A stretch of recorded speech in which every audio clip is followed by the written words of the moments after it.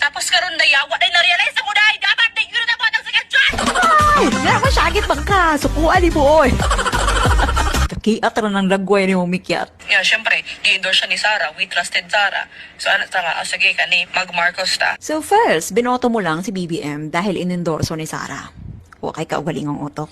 Sabi na kong maestra ka. Ako pong reason dai is to give him chance bitaw dai para ma-clear out iyahang name. Sabi daw, ang name sa iyahang pamilya, ma-clear out niya ang bad record sa iyahang papa. Wait, what? You voted for a president to clear his family's name? Ano to, telenovela?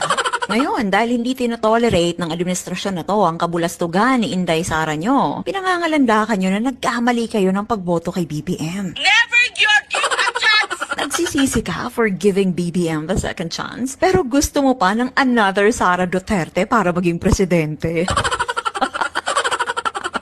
Hoy! Iluplok na sad. Kala ko ba sa mga DDS na perfect pag nagkamali wala ng second chance? Tapos, you have the audacity, itataya na naman ang buong Pilipinas para sa katangahan nyo? Alam mo, dahil sa mga rason mo na yan na wala sa hulog, madalas na itatanong ko nagtataka ako kung saan mo nakukuha yung mga pinagmamayabang mong credentials. Mantakin mo, kunwari galit na galit ka sa mga adik, pero adik na adik ka naman kay Digong na BFF ng mga durugista at ang mga anak ay durugista din. Fight me. Ipagsasampal ko sa'yo ang resibo.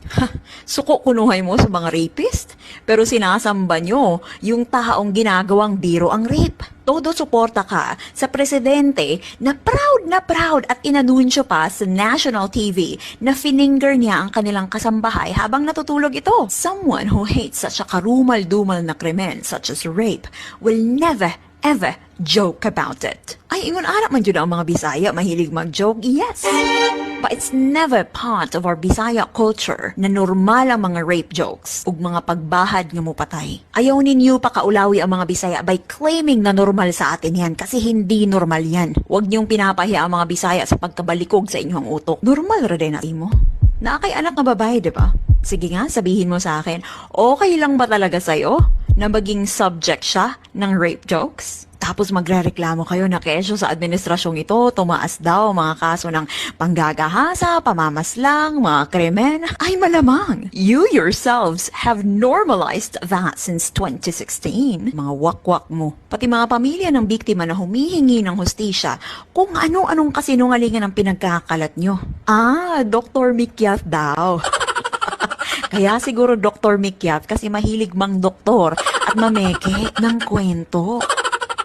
Ako pa mga supporter ni Lenny pag binuutan mo, oy, aron makakonvince pa mo og lain pang botante. Kamong mga kagwanga mo ang pagbehave. Kaya mo bitaw na natanggong si Digong din ha, nga halos mag-isa na lang katuig. Eh mga gakiat ra ng dagway ninyo. Puro kayo panalo, puro kayo eleksyon, puro mga adik kayo at sakim sa kapangyarihan. Habang nagkukumahog ang iba na magtrabaho para sa taong bayan, kahit na magkaiba ang kulay politika, kayo naman itong bukang bibig. Walang ibang bukang bibig, kundi eleksyon 2028. Well, gaya nga ng sabi mo, no second chance, especially sa mga uplok na pareha ninyo. No chance para sa mga gusto lang manalo para magiganti. Kaya nang wakwak ng dagal. Self-righteous daw mga anti-Duterte. Nope. Kayo itong mga self-righteous. Kayo itong mga hipokrito. You think so highly of yourselves. You think that you're the almighty God. That you think you can decide whose life to take and whose life to save. Kayo itong galit na galit at nanggagalaiti kay Father Flavi at pinagtatawanan nyo na dating adik pero nagbago ang buhay dahil sa pananampalataya sa Diyos na siyang minura ng digong nyo. You think so highly of yourselves that you think it's okay to kill your fellow man without due process. Feeling good ninyo kamoy pinaka-bright sa Pilipinas, unya the rest kay bugo na dayon, wa kilate. Ikaw ang wa gabae. Kayo itong dunong-dunungan. Come to think of it, kayo itong aminadong nagkamali ko no, nabudol, pero gusto nyo kayo pa rin ang pakikinggan. Hoy, kabaga ba ninyog naong? Hoy, Mikyat. Isog man kuno ka.